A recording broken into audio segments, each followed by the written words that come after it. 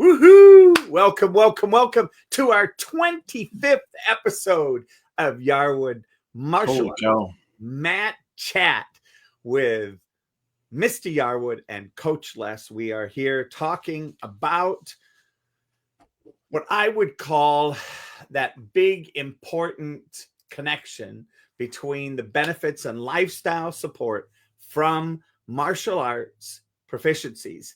And today we're kind of stepping into what I would call the common sense business life world and bringing it back and demonstrating where it shows up in the martial world. So we're going a little bit opposite the way we normally do. And we're going to be talking about nonverbal communication in personal and professional life. First off, nonverbal communication is a vital aspect of human interaction, often conveying more meaning than words. Somewhere between 90 and 95% of our communication is nonverbal. 90 to 95%. Think about that. How do they measure that? How do they measure that? That is for the scientists and all those people that go to university and get degrees. There's some kind of communication gauge. Yes. They have spent more time and research than I would care to spend. I'm just going to repeat their data. So, Mr. Yarwood, tell us a little bit about why this is important to you and where would you like to start today? So, obviously, everything we do is communication one way or another. We're sending a message to people. We're receiving messages from people. How we act, how we talk, how we look, how we emote, everything that we do is communication of some kind or other. And I just think it's important for people to understand the importance of nonverbal communication and what messages it can send to people without you even probably realizing what you're saying. Some people perceive things differently than what you think you're saying. Like, I think one of the biggest ones is this, crossing your arms, right?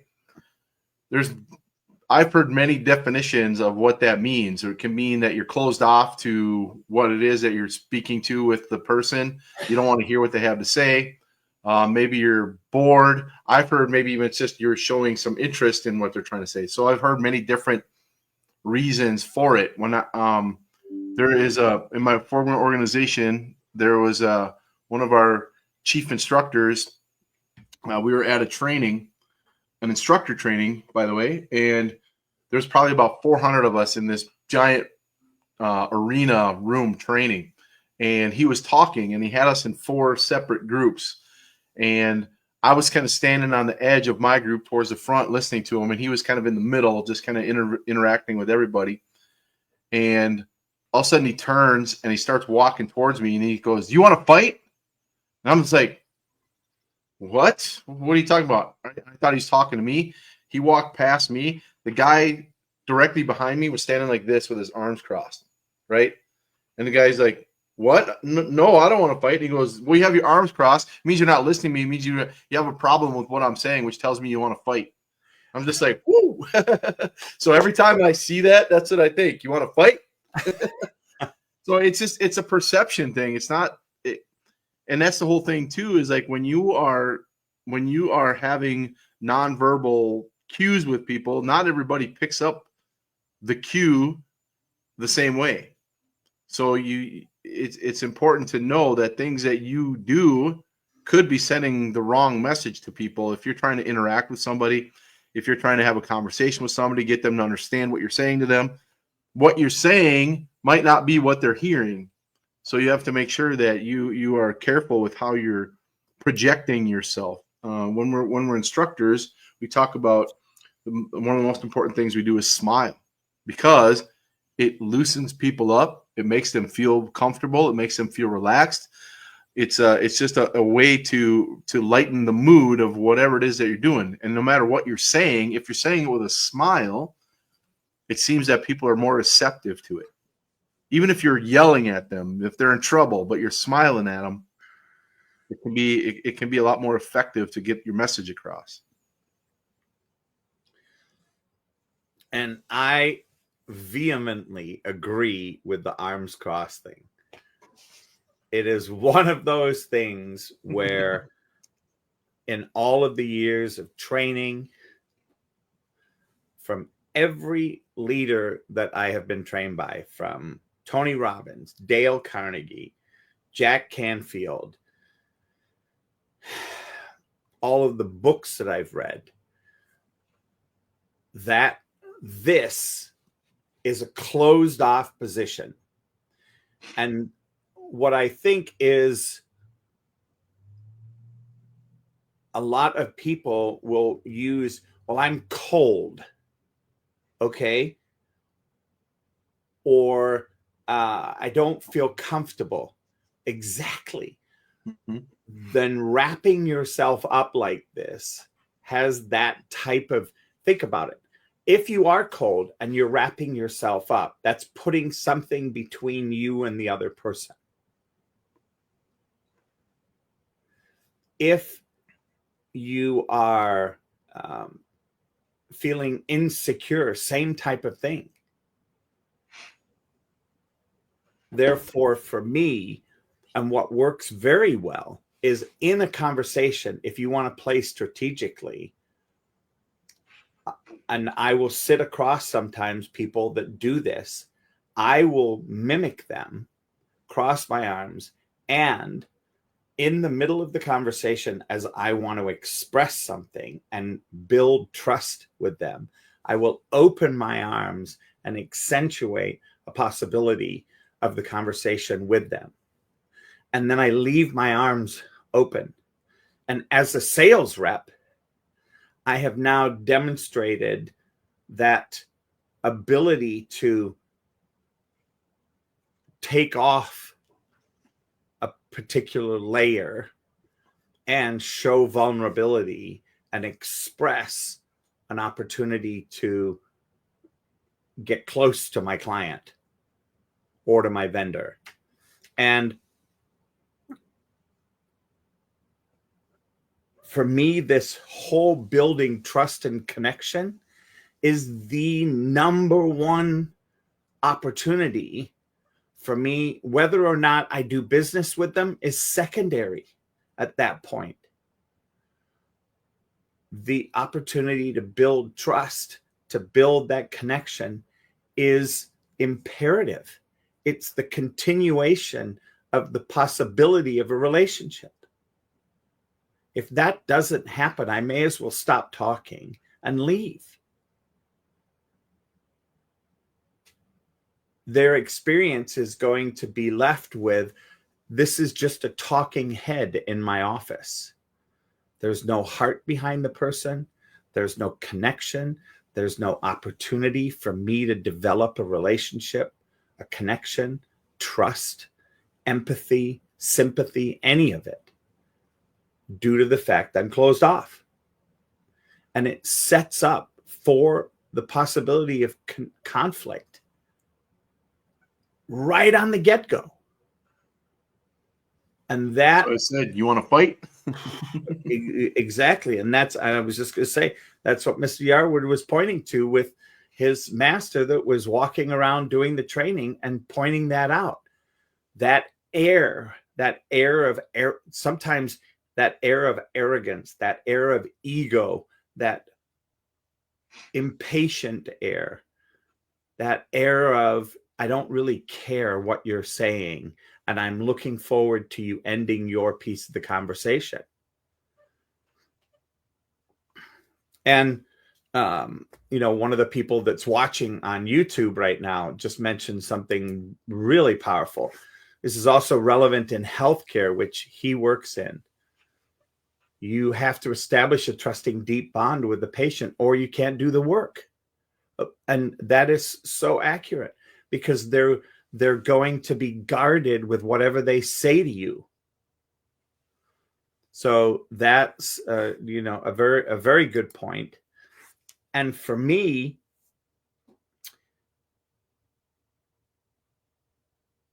now as a coach, my opportunity is to have my client feel at ease. And in that ease, as I practice my listening skills, that person then shares things. Oftentimes they're like, wow, I can't believe I just shared that with you. And what it is, it's that nonverbal communication that has had their subconscious see the safety that's available in the connection and allow them to continue to share something that may be upsetting, distracting, frustrating, that they're working on, and allow me to make a difference. Yeah, there's so many different like little subtle cues that get sent when you're speaking to somebody, when you're in a room hanging out with people, just little fidgets, little eye glances, just so many different little things that can send so many different messages. You and I are in a networking group, and one of the things they talk about in the networking group is when we're having conversations during networking, how you stand with the person that you're talking to tells you other people outside of that conversation, whether that's a open, welcome conversation, or if it's something between two people or three people, right? Like if we have three people standing in a group talking to each other and there's a space somewhere, that means they're open to have somebody come into that conversation. But if the three people are facing each other and there's no way to get in, that becomes more of a private conversation. Stepping into it becomes a little awkward or a little uncomfortable. So if you're seeing different things like that, those are telling you things without saying anything like verbally to you. You can kind of read what they say, read the room, right? You get a feel for what's going on. And it's important to understand that if you are at a networking thing or something like that, and you just come in and you don't pay attention to those little cues and you just kind of butt in, people will be like, they kind of get standoffish. And then all of a sudden, that's when they turn those arms up, like, oh, what's this person doing here, right? So it's important to be able to pay attention to those things and kind of gather information about what people are saying without actually verbally saying things to you. And if you want to be effective in communicating with people, you have to know how to do that. You have to, we know how to physically read books and read magazines and read words. We also have to how to read what people are telling us that are standing in front of us or standing around us. We one of the things we teach too is as instructors is to look at people in the eye when you're speaking to them. Also, if you have 10 people in your class, make sure you look at everybody along the way, because when you're looking at somebody and you're speaking to them, that makes them feel important to you, right? They feel like, okay, this person values me because they're actually paying attention to me, looking at me and speaking directly to me versus talking at me because they're not looking. They're just glancing. I once had an instructor in college. She never once looked at anybody while she was teaching. She scanned across the top of the back of the room back and forth. Never. It was uncomfortable and awkward the entire time. And it was hard to learn because it took away from what she was trying to teach us. Because all we could do is she's just looking around. It was just very uncomfortable. And just one gesture created all kinds of other issues for people. So like I said, you just got to be wary of what you're doing, what you're saying with your body language, and understand that people are reading. They may not even realize it. You could be saying things to people. They don't realize what they're reading, but they're responding because it's like an unconscious response to what you're saying to them. And you mentioned something that's very interesting. She was looking above everybody and scanning back and forth. That was one of the old speaking tricks that they used to use to have you get over your fear of speaking, was to look over the top of the heads of everybody. What they've now found in research, though, is that person is disconnected from the audience. Mm-hmm. And it's easy to see it. And so then people are, then scrutinize the emotional empathy of the person and then get lost in the outcome of that. Meaning, oh, look, they're scared. Oh, look, they're this. Oh, look, oh, bye. Oh, instead of paying attention to the material. Yep. So most definitely. And we have an ability with, and especially one of the things that I know we do as instructors, I'm working with kids or even just interacting with kids. When you walk up to a kid to get down on one knee, to get down to their level, to see eye to eye with them, creates that safety for that youngster, creates that space for you to interact at eye to eye. And when you hover and look down at somebody, there's that propensity for people to then have to look up and go, oh my goodness. And then, even if you're warm and fuzzy and friendly, they're still looking up at you with fear. The other thing that we spend a lot of time with in the instructor world, which is very, very important in the speech world, is pace and peak. Do we keep a tone that's all monotone and go a certain speed so that people can understand, and we know that it's possible to keep that same tone and keep everything going at a certain rate, like there's a metronome in the back going peck, peck, peck, peck, peck, which causes people to yawn and get disinterested, literally like a sleep potion. Yep. The way to break that up is to bring some dynamics into the conversation, some body into the conversation. Tone, timbre, speed are all nonverbal cues. Even though they're technically verbal because you're saying stuff, it's how you're saying it is the cue, right? Is the cue, exactly. And when somebody gets up there and starts talking really fast and it's like, okay, are they looking to just vomit information out of their mouth to make sure it's been spoken? Or are they interested in us actually capturing that information and being able to use that information? In some ways, that pausing, and I think, and now that I just said that, silence as a speaker is the most powerful tool you have. And the number of times I've had this conversation with people, they're like, oh, no, it's not at all. It is. When you're think about an awkward pause, right? That's one of my favorite things, is to just stop talking completely and don't say a word. Because to me, it doesn't bother me at all. It's fun. Other people are like, they feel this need to have to say something, right? And it's like it's a sales tactic too. First person to talk loses. Right? So I practiced that when I used to do real estate a long time ago, and I practiced it, and it worked because people want to fill silence.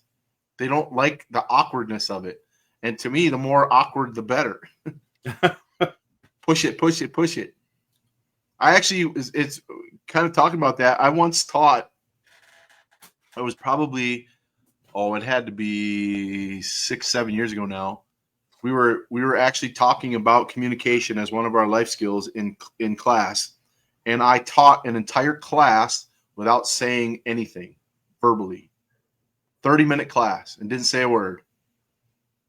And some of the kids were like, at first they're like, what's going on, right? And eventually they figured out what I was doing. We got through the entire 30 minutes without me having to say one single word. And it was challenging for me too, because there's times where you feel you have to explain something, but I was like, nope, I'm just going to do it. See what happens. And 30 minutes of absolute silence from the instructor. It was hard though. It was definitely a challenge because I like to talk. I know somebody else like that. I think the key though with all of this, and even with pace, how fast do I speak? How slow do I speak? Do I speak loud or do I whisper? The dance that you can create in the speaking that is all part of that nonverbal piece of a communication is the piece that hooks people. And as you said, one of the things that does that, when you stop talking in front of a room as you're speaking or creating something and you suddenly stop talking, what happens is the people that were looking at their cell phones or staring at a book or staring at a computer stop and look up to find out, one, what are they missing? Or two, how do I get more of that?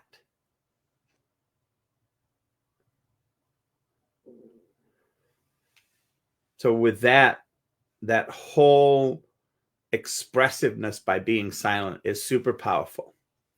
The other is expressions like nodding in agreement with somebody or shaking your head. What is absolutely hilarious is watching people do this. Yes, Mr. Yarwood. Yes. Oh, I'm so excited. Yes, Mr. Yarwood. And they're blatantly lying. No, you're not. You're not lying. And for those of you listening, for those of you that are reviewing this or looking at this, do me a favor and have somebody ask you a yes or no question and do the opposite with your head as what you're saying as a yes. And you'll see it's very interesting. If you're shaking your head no, and then suddenly you want to change an answer and say yes to something, you'll see your chin will dip down and you'll almost do a circle until you catch yourself. It's something that FBI uses, body language experts use when they watch politicians or they watch whatever. The politician is saying something, but subconsciously, like they're making you a promise at the same time that they're shaking their head or their eyes look a certain direction, right? There's just certain little cues that tell you they're not speaking the truth to you. So it's we as humans, even though we're not trained to read nonverbal communication, we still do. You know, it might not be specific. Like we couldn't sit and say, what did this verbal cue tell you or this nonverbal cue tell you? I don't know, but you sensed it, right? There's just something about what was going on that made you either believe them or not believe them or have a response in kind to what was that they said, even though they didn't verbally say anything. Like if somebody, you know, you're walking towards somebody in the hallway, and there's two different ways to acknowledge them without saying anything with your head. You can either nod down or nod up. So like when you nod up, say, "What's up?" Right? Or if you nod down, it's a sign of respect to them, right? That little difference says a whole lot in what you're expressing to that person. Another thing that we do in as instructors, and it's nonverbal, but it's a little bit more involved, is touching. Like you give somebody a high five or some knuckles or a pat on the back or whatever that is. Those are nonverbal things that are things that are send a message as well. To us, it's very important to acknowledge that with our students, giving them a high five. Little kids love high fives. They love knuckles. It's huge for them. And if you go to give a kid a high five and then you pull it away, oh man, now they want it even more, right? Like, no way, Mr. Yarwood, I want a high five, right? Or if one other kid gets a high five and they don't, oh, that's wait a sends minute. a huge message to them without saying a word. Like, you didn't like me enough to give me a high five. Or did I do something wrong? Yep. How come I didn't? Why did you ignore me? Oh, yeah. And this is the most important thing as a coach, as a teacher, as an instructor, as a professor, any of these things, as a manager, is the impact that is left over there without it then leaves the person that you're interacting with to their own devices in their brain, which are powered and fueled by the past. Mm-hmm. And the past is a very dangerous place. It is the place where interpretation, misinterpretation, more likely misinterpretation, yes, misunderstandings, misguided, all of those things happen in that background.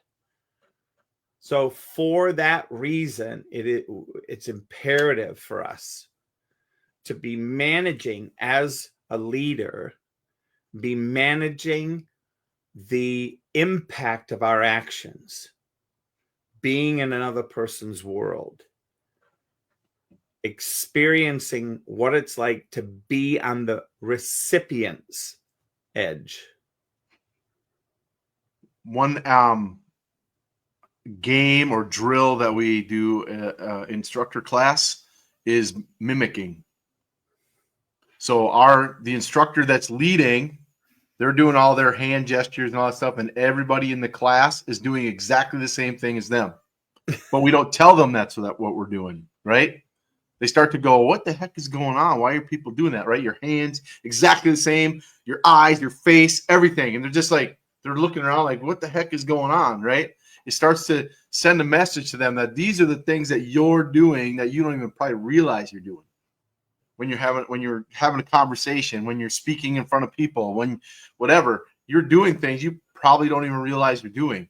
And it all comes from internally. It's sending messages non-verbally to other people about who you are, what you're thinking, what you're doing, all that kind of stuff. So it's an interesting thing to watch when it happens, because people, the instructor who's teaching is going, they're looking around like, what the heck is going on? They don't realize it at first. Then what's fun is when they realize it and they do something on purpose and everybody else does it. Then they go, now I know what's going on. So remember, a very important thing to remember, nonverbal communication bridges gaps where words fail, offering a level of authenticity and depth to interactions. Mastery of nonverbal cues enriches personal relationships and enhances professional success. So next week, we're going to be talking about verbal communication. So we're going to then wrap the two of them together. And in the meantime, practice some of this. Fold your arms, see what happens. Unfold them in the middle of a conversation. Create eye contact. Don't have eye contact. Look to the side. Then bring it back. Experience this.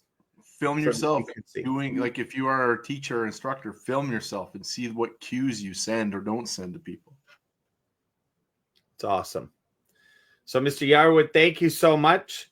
Thank you for today. I appreciate it. And for those of you, Brother Safe and Dragon Eater, from both of you from YouTube, thank you for sharing in the messages in the chat online today. And we'll look forward to coming together next week to create the same amazing opportunity with communication on the verbal side. See you on the mats.